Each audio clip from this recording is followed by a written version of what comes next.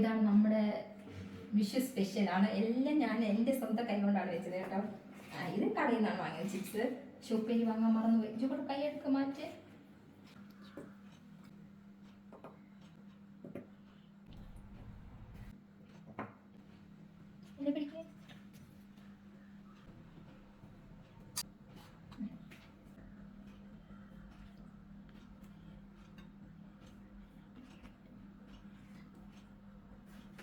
പപ്പട പിടിക്കേ.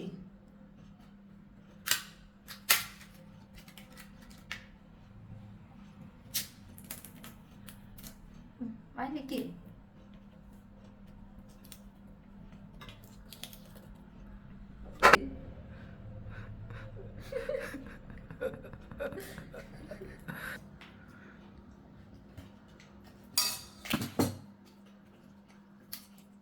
ഞാനുണ്ടാക്കിയ ഫുഡായതുകൊണ്ട് പറയല്ല, ഫുഡെല്ലാം നല്ല ടേസ്റ്റാണ്. പ്രത്യേകിച്ച് നമ്മൾ വീട്ടിൽ വെക്കുന്ന ഫുഡ് ഭയങ്കര ടേസ്റ്റാണല്ലോ.